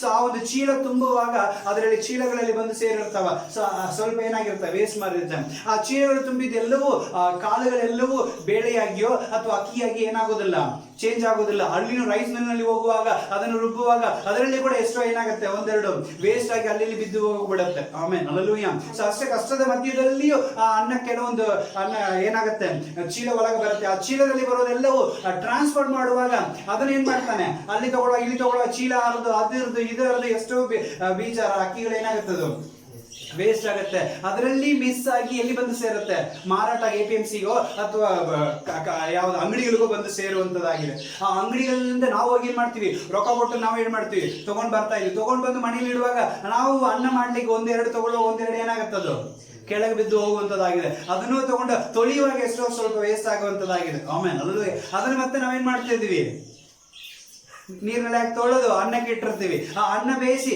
ಅನ್ನನ ಚೆಕ್ ಮಾಡುವಾಗಲೂ ಒಂದೆರಡು ಏನಾಗುತ್ತೆ, ಬಸಿಯುವಾಗಲೂ ಏನೋ ಮಾಡುವಾಗಲೂ ವೇಸ್ಟ್ ಆಗುವಂತದ್ದು ಇರುತ್ತೆ. ಹಲ್ಲೆಲೂಯಾ. ಮತ್ತೆ ಇನ್ನೂ ನಾವೇನ್ ಮಾಡ್ತೀವಿ, ಬಡಿಸುವಾಗ ಒಂದೆರಡು ಅಲ್ಲಿ ಬಿದ್ದು ಏನಾಗುತ್ತೆ, ವೇಸ್ಟ್. ಇಷ್ಟೆಲ್ಲ ವೇಸ್ಟೇಜ್ ಆಗ್ತಾ ಇರುತ್ತೆ. ಆದ್ರೆ ನಿನ್ನ ತಟ್ಟಿಗೆ ಬಂದು ಸೇರಲಿಕ್ಕೆ ಆ ಅನ್ನ ಎಷ್ಟು ಕಷ್ಟಪಟ್ಟಿರುತ್ತೆ ಅಂತ ಯೋಚನೆ ಮಾಡಿ. ಆಮೇಲೆ ಹಲ್ಲೆಲೂಯಾ. ಆ ರೈತ ಒಂದು ಬೀಜವನ್ನು ಬಿತ್ತಿ ನಿನ್ನ ತಾಟ್ನಲ್ಲಿ ಬಂದು ಸೇರಿಸೋ ತನಕ ಇಷ್ಟೆಲ್ಲ ಹೋರಾಟದ ಮಧ್ಯದಲ್ಲಿ ನಾನು ಇವರಿಗೇ ಸೇರ್ಬೇಕಂತ ಹೇಳಿ ಆ ಒಂದು ಕಾಲು ಅಷ್ಟು ಹತ್ತಿರದಿಂದ ನಿನ್ನ ಹತ್ರ ಬಂದಿದೆ ಅಂದ್ರೆ ದೇವರು ಅದು ನಿನಗೆ ಅಂತ ಹೇಳಿ ಮೀಸಲಾಗಿ ತೆಗೆದು ಅಷ್ಟೆಲ್ಲ ಮಧ್ಯದಲ್ಲಿ ಉಳಿಸ್ಕೊಂಡು ತಗೊಂಡು ನಿನ್ನ ತಾಟ್ನಲ್ಲಿ ಕೊಟ್ಟಿದ್ದಾನೆ, ನಿನ್ನ ಕೈಗೆ ಇಟ್ಟಿದ್ದಾನೆ. ಆಮೇಲೆ ಅದನ್ನ ಹೋಗಿ ನೀನ್ ವೇಸ್ಟ್ ಮಾಡಿದ್ರೆ ಅದು ಎಷ್ಟು ದೊಡ್ಡ ಅಪರಾಧ. ಆಮೇಲೆ ಅದು ಎಷ್ಟು ದೊಡ್ಡ ಅಪರಾಧನ ತಿಳಿದುಕೊಂಡು ದಯವಿಟ್ಟು ಆ ಒಂದು ಊಟವನ್ನು ಏನ್ ಮಾಡಬೇಡಿ, ವೇಸ್ಟ್ ಮಾಡಬೇಡಿ. ನಿನ್ನ ತಾಟಿಗೆ ಬಂದಿರೋದನ್ನ ಒಂದು ಹನಿ, ಒಂದು ಕಾಲು ಕೂಡ ಹಗಲು ಕೂಡ ಕೆಳಗೆ ಬೀಳದಂತೆ ಸರಿಯಾಗಿ ಊಟ ಮಾಡು. ಯಾಕಂದ್ರೆ ಆ ಹೊತ್ತಿಗೆ ಅದನ್ನ ದೇವರು ನಿನಗಾಗಿ ಕೊಟ್ಟಿರುವಂತ ಊಟವಾಗಿದೆ. ಆಮೇಲೆ ಹಲ್ಲೆಲೂಯಾ. ಅದೇ ರೀತಿ ಜೀವನನೂ ಬೇರೆ. ನಾವು ಪರಲೋಕ ರಾಜ್ಯ ಹೋಗಿ ಸೇರಬೇಕಂದ್ರೆ ತುಂಬಾ ಕಷ್ಟ. ಪರಲೋಕ ರಾಜ್ಯ ಹೋಗಿ ಸೇರ್ಬೇಕಂದ್ರೆ ತುಂಬಾ ಕಷ್ಟ. ಇಷ್ಟೆಲ್ಲ ಹೋರಾಟಗಳ ಮಧ್ಯದಲ್ಲಿ ದೇವರ ಪಾದದಲ್ಲಿ ಹೋಗಿ ಕುತ್ಕೊಳ್ಳೋದಂದ್ರೆ ಅಷ್ಟು ಸುಲಭನ? ಹಲ್ಲೆಲೂಯಾ. ಒಂಚೂರು ಎತ್ತಿ ಹಾಕುವ ಕೂಡ ಆ ಒಂದು ಎರಡು ಅಂಗಳ ಏನಾಗುತ್ತೆ, ಮಿಸ್ ಆಗಿ ಕೆಳಗೆ ಬೀಳತ್ತೆ. ಅದರಲ್ಲಿ ನಾವು ಇದ್ದು ಬಿಡಬಾರದು. ಆಮೇಲೆ ಸೀದಾ ದೇವರ ಕೈಯಲ್ಲಿ ಹೋಗಿ ಸೇರುವಂತ ಒಂದು ಒಳ್ಳೆ ಕಾಲಗಳಾಗಿ ಮೀಸಲಾಗಿರುವಂತವರಾಗಿ ನಾವಿರಬೇಕು. ಅದಕ್ಕೆ ಹೊತ್ತೊತ್ತಿಗೆ ಆ ದಿನಕ್ಕೆ ಏನ್ ಬೇಕಾಗಿದೆಯೋ, ನಮ್ಮ ಅವಶ್ಯಕತೆ ಏನಾಗಿದೆಯೋ ಅದನ್ನ ದೇವರ ಸಮ್ಮುಖದಲ್ಲಿ ಕೇಳಿ ನೀವು ಪಡೆದುಕೋ. ಆಮೇಲೆ ಬೇರೆ ಕಷ್ಟ ಇದ್ದಾಗ ಮಾತ್ರ, ಬೇರೆ ಅವಶ್ಯ ಇದ್ದಾಗ ಮಾತ್ರ ಇಲ್ಲ, ಆ ದಿನಕ್ಕೆ ಏನೇನೆಲ್ಲ ಬೇಕಾಗಿದೆಯೋ ಅದಕ್ಕಾಗಿ ದೇವರ ಸಮ್ಮುಖದಲ್ಲಿ ಕುತ್ಕೊಂಡು ಪ್ರಾರ್ಥನೆ ಮಾಡಿ ಪಡೆದಕ್ಕೋ. ಆಮೇಲೆ ಹಲ್ಲೆಲೂಯಾ.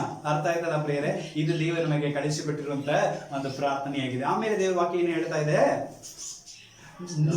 ತಪ್ಪು ಮಾಡಿದವರನ್ನು ನಾವು ಕ್ಷಮಿಸಿದಂತೆ ನಮ್ಮನ್ನು ಕ್ಷಮಿಸು. ನಮಗೆ ತಪ್ಪು ಮಾಡಿದವರನ್ನು ನಾವು ಕ್ಷಮಿಸಿದಂತೆ ನೀನು ನಮ್ಮನ್ನು ಏನ್ ಮಾಡು, ಕ್ಷಮಿಸು. ಈ ವಾಕ್ಯ ದೇವರು ನಮ್ಮ ಕೈಯಲ್ಲಿ ಒಪ್ಪಿಸಿಕೊಡ್ತಾನೆ. ಯೋಚನೆ ಮಾಡ್ರಿ, ದೇವರೇ ನೀನು ಕ್ಷಮಿಸುವಂತೆ ನಾವು ಕ್ಷಮಿಸುವಂತ ಮನಸ್ಸನ್ನು ಕೊಡುವಂತ ಪ್ರಾರ್ಥನೆ ಮಾಡೋದು ಸುಲಭ, ಈಸಿ. ಅರ್ಥ ಆಯ್ತಲ್ಲ? ಆದ್ರೆ ಯೇಸು ಇಲ್ಲಿ ಕಳಿಸಿಕೊಡುವಾಗ ನಮಗೆ ಎಷ್ಟು ಚೆನ್ನಾಗಿ ಕಳಿಸಿಕೊಡ್ತಾ ಇದ್ದಾನೆ. ನಿನ್ನ ತಪ್ಪು ನಿನಗೆ ಕ್ಷಮಿಸಲ್ಪಡಬೇಕಾ ಅಂದ್ರೆ ನೀನು ಇತರನ್ನು ಕ್ಷಮಿಸುವಂತ ದೇವರ ಸಮ್ಮುಖದಲ್ಲಿ ಕ್ಷಮಿಸು. ನಿನ್ನ ಮನಸ್ಸಿನಂತೆ ನಿನಗೆ ಪಾಪಗಳು ಕ್ಷಮಿಸಲ್ಪಡುತ್ತದೆ ಅಂತ ಹೇಳ್ಬಿಟ್ಟಿದ್ದಾನೆ. ಆಮೇಲೆ ದೇವರಿಗೆ ಅಂದ್ರೆ ಈಸಿಯಾಗಿ ಕಳಿಸಿಕೊಡ್ಬೋದಾಯ್ತು. ಏನದು, ದೇವರೇ ನೀನು ಎಷ್ಟೋ ಪಾಪಿಗಳನ್ನು ಕ್ಷಮಿಸಿದ್ರಿ, ಅದೇ ಪ್ರಕಾರವಾಗಿ ನಾನು ಕ್ಷಮಿಸುವಂತ ಮನಸ್ಸನ್ನು ಕೊಡುವಂತ ಪ್ರಾರ್ಥನೆ ಮಾಡಿದ್ರೆ ಈಸಿ ಪ್ರಾರ್ಥನೆ, ಅದು ಸುಲಭವಾದ ಪ್ರಾರ್ಥನೆ ಅದು. ಆದ್ರೆ ದೇವರು ಆ ರೀತಿಯಾಗಿ ಕಳಿಸಿಕೊಟ್ಟಿಲ್ಲ. ನಾನು ಯಾವ ರೀತಿ ಕ್ಷಮಿಸ್ತೀನೋ ಅದೇ ಪ್ರಕಾರ ನೀನು ನನ್ನ ಕ್ಷಮಿಸುವಂತ ಉಲ್ಟವಾಗಿ ಕಳಿಸಿಕೊಟ್ಟಿದ್ದಾನೆ. ಅಂದ್ರೆ ಅದರ ಅರ್ಥ ಏನು, ನೀನು ಮನುಷ್ಯನಾಗಿ ದೇವರ ಮನಸ್ಸುಳ್ಳವನಾಗಿ ಬದುಕು, ಅದರ ಪ್ರಕಾರ ದೇವರು ನಿನಗೆ ಕೊಡ್ತಾನೆ. ಆಮೇಲೆ ಹಲ್ಲೆಲೂಯಾ. ಇತರರಿಗೆ ನೀನು ಕೇಳು ಬಯಸಿದ್ರೆ ನಿನಗೆ ಕೇಡು ಬರುತ್ತೆ. ಆಮೇಲೆ ಹಲ್ಲೆಲೂಯಾ. ಇತರ ನೀನು ಕ್ಷಮಿಸಲಿಲ್ಲ ಅಂದ್ರೆ ನಿನ್ನ ತಪ್ಪುಗಳು ಕ್ಷಮಿಸಲ್ಪಡುವುದು ಇಲ್ಲ. ಆಮೇಲೆ ಹಲ್ಲೆಲೂಯಾ. ಇತರರಿಗೆ ನೀನು ಏನಾದಕ್ಕೆ ತಪ್ಪು ಮಾಡ್ಲಿಕ್ಕೆ ಯೋಚನೆ ಮಾಡ್ಲಿಕ್ಕೆ ಹೋದ್ರೆ ನಿನಗೂ ಅದುವೇ ಸಂಭವಿಸುತ್ತದೆ. ಯಾಕಂದ್ರೆ ನೀನು ಹೇಗೆ ಮಾಡ್ತೀಯೋ ಹಾಗೇ ಮಾಡೋಕ ದೇವರ ಹತ್ರ ಕೇಳು ಅಂತ ಹೇಳಿದಾನೆ. ಆಮೇಲೆ ನೀನೆಲ್ಲಾ ಕೇಳು ಬಯಸಿಕೊಂಡು ನನಗೆ ಒಳ್ಳೇದು ಮಾತ್ರ ಬಯಸಿದ್ರೆ ಸಿಗೋದಿಲ್ಲ ಅನ್ನೋದನ್ನ ದೇವರ ಪ್ರಾರ್ಥನೆ ಕಳಿಸಿಕೊಟ್ಟು ಬಿಟ್ಟಿದ್ದಾನೆ. ಹಲ್ಲೆಲೂಯಾ. ಹಾಗಾಗಿ ನೀನು ಕೇಳುವುದಕ್ಕಿಂತ ಮುಂಚಿತವಾಗಿ ನೀನನ್ನು ಸರಿಪಡಿಸಿಕೊಂಡು ಕೇಳು ಎಂಬುದಾಗಿ ದೇವರು ಹೇಳಿದ್ದಾನೆ. ಆಮೇಲೆ ಕಾಣಿಕೆ ಕೊಡ್ಲಿಕ್ಕೆ ಬಂದಿರುವಾಗ ಕೂಡ ಯೇಸು ಒಂದೇ ಮಾತು ಹೇಳಿದ್ದಾನೆ, ನಿನ್ನ ಸಹೋದರನ ಮನಸ್ಸನ್ನು ನೋವಿಸಿ ಇಲ್ಲಿ ಬಂದು ದೇವರಿಗೆ ಕಾಣಿಕೆ ಕೊಡ್ಲಿಕ್ಕೆ ಬಂದಿರೋದಾದ್ರೆ ನಿನ್ನ ಕಾಣಿಕೆ ಅಂಗೀಕರಿಸಲ್ಪಡುವುದೇ ಇಲ್ಲ. ಆಮೇಲೆ ಫಸ್ಟ್ ಕಾಣಿಕೆ ಚೀಲದಲ್ಲಿ ಹಾಕ್ಬೇಡ, ಸೆಪರೇಟ್ ಆಗಿ ಇಟ್ಟುಬಿಡು. ಫಸ್ಟ್ ಹೋಗಿ ಅವನ ಹತ್ರ ಏನ್ ಮಾಡು, ಕ್ಷಮಾಪಣೆ ಕೇಳಿ ಕಾಂಪ್ರಮೈಸ್ ಆಗಿ ಆಮೇಲೆ ಒಂದು ಏನ್ ಮಾಡು ನೀನು ಆ ಕಾಣಿಕೆಯನ್ನು ಕೊಡು. ಅದು ದೇವರಿಗೆ ಮೆಚ್ಚುಗೆ ಆಗಿರುತ್ತೆ. ಆಮೇಲೆ ಅದಲ್ಲೂ ಕಾದಾಗ ಕ್ರೋಧ, ಕೋಪ ಇದೆಲ್ಲ ಇಟ್ಟುಕೊಂಡು ದೇವರ ಸಮ್ಮುಖದಲ್ಲಿ ಬಂದು ಪ್ರಾರ್ಥನೆ ಮಾಡಿದ್ರೆ ದೇವರು ನಮ್ಮ ಪ್ರಾರ್ಥನೆ ಏನ್ ಮಾಡೋಂಗಿಲ್ಲ, ಕೇಳುವುದೇ ಇಲ್ಲ. ಅದಕ್ಕೆ ಸ್ವಾಮಿ ಅದನ್ನ ನಮ್ಮ ಮೇಲೆ ಬಿಟ್ಟುಬಿಟ್ಟಿದ್ದಾನೆ. ಆಮೇಲೆ ಈ ಲೋಕದಲ್ಲಿ ನಮಗೆ ಏನ ಕೇಳಿ ಬಯಸಿದ, ಅದಕ್ಕೆ ವಾಕ್ಯ ಹೇಳ್ತಾರೆ, ಶಪಿಸುವವರನ್ನ ಏನ್ ಮಾಡು ನೀನು, ನಿನ್ನನ್ನು ಶಪಿಸುವವರನ್ನ ಏನ್ ಮಾಡು ನೀನು, ಆಶೀರ್ವದಿಸು. ನಿನಗೆ ಮಾತ್ರ ಗೊತ್ತಾಯ್ತಾ, ನೀನ್ ನಾಶವಾಗಿ ಹೋಗ್ತಿ, ನಿನ್ನ ವಂಶನೇ ಉದ್ಧಾರ ಆಗೋಂಗಿಲ್ಲ, ನಿನ್ ಮಕ್ಕಳು ಒಳ್ಳೆದಾಗೋದಲ್ಲ, ಹಾಗೆ ಹೀಗಂತ ನಾವು 4 ಮಂದಿಗೆ ಹೋಗಿ ಬೈಯೋದಲ್ಲ ಜೀವನ. ಆಮೇಲೆ ಅವ್ರು ನನಗೆ ಶಾಪ ಕೊಟ್ಟರು, ದೇವರೇ ಇವ್ರನ್ನ ಕ್ಷಮಿಸು. ಹಲ್ಲೆಲೂಯಾ. ಒಂದು ವೇಳೆ ನನಗೆ ಒಳ್ಳೇದು ಮಾಡ್ಲಿಕ್ಕೆ ಅವ್ರಿಗೆ ಕೇಳು ಆಗ್ಬಿಡ್ಬಾರ್ದು ಅಂತ ಬಯಸುವ ಒಳ್ಳೆ ಮನಸ್ಸುಳ್ಳವರಿಗೆ ದೇವರ ಆಶೀರ್ವಾದ ಕೊಡ್ಲಿಕ್ಕೆ ಶಕ್ತನಾಗಿದ್ದಾನೆ. ಯೇಸು ಸ್ವಾಮಿ ಕೂಡ ಆ ಒಂದು ಶಿಲುಬೆಯಲ್ಲಿ ಇದ್ದಾಗ ಎಷ್ಟು ಯೇಸು ಸ್ವಾಮಿನ ಅಂಗಿಸಿದ್ರು, ಕಾಡಿಸಿದ್ರು, ಆದ್ರೆ ಯೇಸು ಸ್ವಾಮಿ ಮಾಡಿದ ಒಂದೇ ಒಂದು ಏನದು, ಒಂದೇ ಇವರನ್ನ ಕ್ಷಮಿಸು. ತಿಳಿಯದೇ ಮಾಡ್ತಾ ಇದಾರೆ, ಬುದ್ಧಿ ಇಲ್ಲದೆ ಮಾಡ್ತಾ ಇದ್ದಾರೆ. ಹಲ್ಲೆಲೂಯಾ. ನಾವೇನ್ ಮಾಡ್ತಾ ಇದ್ವಿ, ಏನೋ ಅಪ್ಪಿ ತಪ್ಪಿ ಯಾರೋ ಒಂದು ಮಾತಾಡ್ಬಿಟ್ರೆ ಅದನ್ನೇ ಕ್ಯಾಚ್ ಮಾಡ್ಕೊಳ್ಳಿ, ಕಾಯ್ತಾ ಇತ್ತು ಮನುಷ್ಯನ ಬುದ್ಧಿ ಅದು. ಆಮೇಲೆ ಈಸಿಯಾಗಿ ವೈಟ್ ಮಾಡ್ತಾ ಇರೋ ತರನೇ ಅಲ್ಲೂಯ್ಯ ಅದನ್ನ ಹಿಡ್ಕೊಂಡು ಏನ್ ಮಾಡ್ತೀವಿ ನಾವು, ಇಲ್ಲಿ ಇದ್ದಿದ್ದಕ್ಕೆ ಇಲ್ಲಿ ಬಂದೈತೆ ಗೊತ್ತ, ಇಲ್ಲಪ್ಪ ಏನೋ ಬಂದ್ಬಿಡ್ದೆ, ಗೊತ್ತಾಯ್ತು ಇಷ್ಟು ವರ್ಷ ಇಟ್ಕೊಂಡಿದ್ದಿ ಅದನ್ನ ಈಗ ಬೊಗಳ್ಬಿಟ್ಟಿದ್ದಿ, ಗೊತ್ತಾಯ್ತು ಬಿಡ, ಬೇಡ ಸಾಕ್ ಬರ, ನಿನ್ನ ಹತ್ರ ಇಷ್ಟು ವರ್ಷ ಹೊರಗಾಸ ಇಟ್ಕೊಂಡಿನಲ್ಲ, ಗೊತ್ತಾಯ್ತು ಬಿಡು, നല്ല ಒಳ್ಳೆ ಮರ್ಯಾದ, ನಡಿ ಬೇಕಾಗಿಲ್ಲ ಬಿಡು, ನೀನು ಯಾರು ನಾನು ಯಾರು ಅಂತ ಹೇಳಿ ಎಲ್ಲ ಬಡ ಬಡ ಬಡ ಬಡ ಮಾತಾಡಿ ಮುಗಿಸ್ಕೊಂಡು ಸಂಬಂಧ ಮುಗಿದು ಹೋಗೇ ಬಿಡ್ತೀವಿ. ನಾವೇ ಒಂದು ವೇಳೆ ದೇವರು ಆ ರೀತಿ ನಮಗೆ ಮಾಡಿದರೆ ಯೋಚನೆ ಮಾಡಿ, ನಾವೇನು ಅಷ್ಟು ನೀತಿವಂತಲ್ಲ, ಅಷ್ಟು ಪ್ರಾಮಾಣಿಕಲ್ಲ. ಒಂದು ವೇಳೆ ದೇವರು ಹಂಗ ರೀತಿ ಮಾಡಿದ್ರೆ ನಮ್ಮನ್ನ ಕೈ ಬಿಟ್ಟರೆ, ಅದಕ್ಕೆ ಪ್ರಾರ್ಥನೆ ಕಳಿಸುವಾಗ ದೇವರು ಅದನ್ನು ನಮ್ಗೆ ಸೇರಿಸಿ ಕಳಿಸಿಬಿಟ್ಟಿದ್ದಾರೆ. ಏನದು, ನಾವು ಇತರರನ್ನ ಕ್ಷಮಿಸುವಂತೆ ನಮಗೆ ಪರಲೋಕದಲ್ಲಿ ಕ್ಷಮಿಸಲ್ಪಡುವಂತಾಗಿದೆ. ಆಮೇಲೆ ಅರ್ಥ ಮಾಡಿಕೊಳ್ಳುತ್ತೇವೆ. ಹಲ್ಲೆಲೂಯಾ. ನಾವು ಇತರರಿಗೆ ಕ್ಷಮಿಸಲಿಲ್ಲ ಅಂದ್ರೆ ನಮ್ಮ ಪಾಪಗಳು ಏನಾಗೋದಿಲ್ಲ, ಕ್ಷಮಿಸಲ್ಪಡುವುದೇ ಇಲ್ಲ. ಲೆಕ್ಕದಲ್ಲಿ ಹೆಂಗಿತ್ತೋ ಹಂಗೆ ಇರುತ್ತೆ, ಮೈನಸ್ ಆಗೋದೇ ಇಲ್ಲ. ಆಮೇಲೆ ಮತ್ತೆ ಅದನ್ನು ಒಂದು ಪಾಪವಾಗಿ ಹಾಳಾಗಿ ಜಾಸ್ತಿ ಆಗುವಂಥದ್ದಾಗಿದೆ. ಹಲ್ಲೆಲೂಯಾ. ಯಪ್ಪ ನೀನು ನೋಡ್ಕೊ, ಆಮೇಲೆ ನೀನು ನೋಡ್ಕೊ. ಅವ್ರು ಎಷ್ಟೇ ನಮಗೆ ವಿರೋಧ ಮಾತಾಡಿದ್ರು ಹೋಗಿ ಮಾತಾಡಿಸುತ್ತ ಮನಸ್ಸು ನಮ್ಮದಾಗಿರಬೇಕು. ಯೇಸುಸ್ವಾಮಿಗೆ ಹಿಡಿಲಿಕ್ಕೆ ಬಂದಂತ ಕಳ್ಳನ ಕಿವಿನ ಶಿಷ್ಯರು ಕಡಿದಾಗಲೂ ಇವನು ಹಿಡಿಲಿಕ್ಕೆ ಬಂದವನು ಹೋಗ್ಲಿ ಅಂತ ಕಡಿಲಿಕ್ಕೆ ದೇವರು ಏನ್ ಮಾಡಲಿಲ್ಲ, ಬಿಡ್ಲಿಲ್ಲ. ಅವಾಗಲೂ ಹಿಡಿಲಿಕ್ಕೆ ಬಂದವ್ರಿಗೆ ಏನ್ ಮಾಡಿದ, ಆ ಕಳ್ಳದ ಕಿವಿಯನ್ನು ತಗೊಂಡು ಮೇಲೆ ಇಟ್ಟು ಅದ್ಭುತ ಮಾಡಿ ಒಳ್ಳೇದು ಆರಾಮ ಮಾಡಿ ಕಳಿಸಿದ. ಹಲ್ಲೆಲೂಯಾ. ಸೊ ನಾವಾಗಿದ್ರೆ ಏನ್ ಮಾಡ್ತಿದ್ದೀವಿ, ಹೋಗ್ಲಿ ಬಿಡು, ಅವಳು ಬೇಕು ಬಿಡು ಅಂತೇಳಿ ಬಯಸ್ತಿದ್ದೀವಿ. ಹಲ್ಲೆಲೂಯಾ. ಹೋಗ್ಲಿ ಬಿಡು, ಬೇಕು ಬಿಡು ಅಂತ ನಾವು ಬಯಸಿದ್ರೆ ದೇವರು ನಮ್ಮ ಜೀವಿತದಲ್ಲಿ ಅದನ್ನೇ ಬಯಸುವಂತವನಾಗಿದ್ದಾನೆ ಎಂಬುದಾಗಿ ದೇವರು ವಾಕ್ಯದಲ್ಲಿ ಹೇಳಿದ್ದಾನೆ. ಆಮೇಲೆ ಹಲ್ಲೆಲೂಯಾ. ನಾವು ಕಣ್ಣಾರು ನೋಡ್ತಾ ಇದ್ದೇವೆ ಪ್ರಿಯರ್, ಅನೇಕರು ನೋಡ್ತಾ ಇದ್ದೇವೆ ಪ್ರಿಯರ್. ಹಲ್ಲೆಲೂಯಾ. ಸೊ 4 ವರ್ಷ ಕೂಡ ಆಗಿಲ್ಲ, ಐ ಥಿಂಕ್ ನಮ್ಮ ಅಜ್ಜಿ ತೀರ್ಕೊಂಡು ಅನ್ಸುತ್ತೆ. ಸೊ ಅವ್ರಿಗೆ ಏನು ಸಂಭವಿಸಿತ್ತೋ ಅವ್ರಿಗೆ ಅಂಥ ಟೈಮ್ನಲ್ಲಿ ನೋಡಿಕೊಳ್ಳಾದವರಿಗೆ ಅದನ್ನೇ ಸಂಭವಿಸಿದೆ. ಆಮೇಲೆ ಕಣ್ಣಾರು ನೋಡಿದ್ವಿ, ಅವ್ರು ಏನು ಮಾಡ್ತಾರೋ ಅದನ್ನೇ ದೇವರ ಅವನ ಜೀವಿತದಲ್ಲಿ ಕೊಡುವಂಥವನಾಗಿದ್ದಾನೆ. ಹಲ್ಲೆಲೂಯಾ. ಸೊ ಅಂದ ಮೇಲೆ ನಾವೇನು ಮಾಡಬೇಕು, ಇತರನ್ನ ಕ್ಷಮಿಸಿದ್ರೆ ನಮಗೂ ಏನಾಗುತ್ತೆ, ಕ್ಷಮಿಸಲ್ಪಡುವಂಥದ್ದಾಗಿದೆ. ಆಮೇಲೆ ಹಲ್ಲೆಲೂಯಾ. ಹಲ್ಲೆಲೂಯಾ. ವಾಕ್ಯವನ್ನು ಓದಿಕೊಳ್ಳೋಣ. ಕೊನೆಯದಾಗಿ ದೇವರು ನಿನ್ನೆ ಹೇಳ್ತಾ ಇದ್ದಾನೆ, ನಮ್ಮನ್ನು ಶೋಧನೆ ಒಳಗೆ ಸೇರಿಸಿದ ಹಾಗೆ, ನಮ್ಮನ್ನು ಶೋಧನೆ ಒಲೆಗೆ ಸೇರಿಸಿದ ಹಾಗೆ ಕೇಡಿನಿಂದ ನಮ್ಮನ್ನ ಏನ್ ಮಾಡು ನೀನು ತಪ್ಪಿಸು. ನಮ್ಮನ್ನ ಶೋಧನೆ ಒಳಗೆ ಸೇರಿಸದೆ ಕೇಡಿನಿಂದ ಏನ್ ಮಾಡು ನೀನು ತಪ್ಪಿಸು. ಆಮೇಲೆ ನಾವು ಶೋಧನೆ ಒಳಗೆ ಆಗದಂತೆ ಕೇಡಿನಿಂದ ತಪ್ಪಿಸು. ನಾವು ಪ್ರಾರ್ಥನೆ ಮಾಡಬೇಕು. ಶೋಧನೆ ಒಳಗೆ ಹೋಗದಂತೆ, ಅದರ ಅರ್ಥ ಏನು, ಈ ಲೋಕದ ಒಳಗೆ ಹೋಗದಂತೆ, ಈ ಪಾಪದ ಒಳಗೆ ಹೋಗದಂತೆ, ಈ ಲೋಕದ ಆಶೆ ಒಳಗೆ ಹೋಗದಂತೆ ಆ ಕೇಡಿನಿಂದ ನಮ್ಮನ್ನ ತಪ್ಪಿಸು. ಯಾಕಂದ್ರೆ ಅದ್ರ ಒಳಗೆ ನಾನು ಹೋದ್ರೆ ನನ್ನ ಸಂಗಡ ಯಾರು ಇರೋದಿಲ್ಲ, ದೇವರು ಇರೋದಿಲ್ಲ. ಹಾಗಾಗಿ ನಾನು ನಿನ್ನನ್ನು ಬಿಟ್ಟು ಹೋಗ್ಬಿಡಬಾರದು. ನಾನು ಪಾಪ ಮಾಡ್ತಾ ಇರುವಾಗ ಅರಿವು ಬರಬೇಕು, ಅಯ್ಯೋ ಈ ಪಾಪ ದೇವರಿಗೆ ಇಷ್ಟ ಇಲ್ಲ, ಇದನ್ನ ನಾನು ಮಾಡ್ತಾ ಇರೋದಾದ್ರೆ ದೇವರು ನನ್ನ ಸಹಾಯ ಮಾಡೋದಿಲ್ಲ. ಹಲ್ಲೆಲೂಯಾ. ಈ ಕೆಟ್ಟದನ್ನು ಮಾಡ್ಲಿಕ್ಕೆ ಕೈ ಹಾಕಿದ್ರೆ ದೇವರು ನನಗೆ ಆಶೀರ್ವಾದ ಕೊಡ್ಲಿಕ್ಕೆ ಕೈ ಮುಂದೆ ಅನ್ನೋದಿಲ್ಲ. ಈ ದೇವರಿಗೆ ಇಷ್ಟವಿಲ್ಲದ ಸ್ಥಳಕ್ಕೆ ಹೋಗುವಾಗ ನನ್ನ ಸ್ಥಳಕ್ಕೆ ದೇವರು ಬರೋದಿಲ್ಲ ಅನ್ನೋದನ್ನ ತಿಳಿದುಕೊಂಡು ಪ್ರಾರ್ಥನೆ ಮಾಡು ಎಂಬುದಾಗಿ ದೇವರು ಹೇಳ್ತಾ ಇದ್ದಾನೆ. ಆಮೇಲೆ ನನ್ನ ಶೋಧನೆ ಒಳಗೆ ಸೇರಿಸದಂತೆ ಯಾವಾಗಲೂ ನನ್ನ ಎಚ್ಚರಪಡಿಸ್ತಾರೋ, ಇದು ಪಾಪ ಅಂತ ನನಗೆ ತೋರಿಸ್ತಾನೆ ಇರು, ಆ ಪಾಪದ ಮಾಡದಂತೆ, ನಿನ್ನ ಬಿಟ್ಟು ಹೋಗದಂತೆ ನನಗೆ ಸಹಾಯ ಮಾಡು ಅಂತ ಹೇಳಿ ದಿನನಿತ್ಯವೂ ಪಾಪದ ಜೀವಿತವನ್ನು ದೂರ ಮಾಡುವಂತ ಒಂದು ಪ್ರಾರ್ಥನೆ ನೀನು ಮಾಡಬೇಕೆಂಬುದಾಗಿ ದೇವರು ಹೇಳಿದಾನೆ ಪ್ರಿಯರೇ.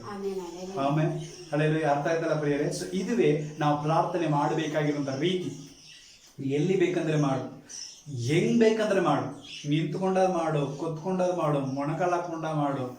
ನಿನ್ನ ಸಂದರ್ಭ, ನಿನ್ನ ದೇಹವು ಯಾವ ರೀತಿ ಕಂಫರ್ಟಬಲ್ ಇದೆಯೋ, ಉತ್ಸಾಹ ಮನಸ್ಸೊಂದಿಗೆ ಪ್ರಾರ್ಥನೆ ಮಾಡ್ಲಿಕ್ಕೆ ಹೆಂಗ್ ಕಂಫರ್ಟಬಲ್ ಆಗಿದೆಯೋ ಅಲ್ಲಿ ಕುತ್ಕೊಂಡು ಏನ್ ಮಾಡು, ನೀನು ಪ್ರಾರ್ಥನೆ ಮಾಡು. ಆದರೆ ಪ್ರಾರ್ಥನೆ ಮಾಡುವಾಗ ನಿನ್ನ ಅಪ್ಪನ ಹತ್ರ ನೀನು ಪ್ರಾರ್ಥನೆ ಮಾಡ್ತಾ ಇರೋದನ್ನ ಮಾತ್ರ ಮರಿಬೇಡ.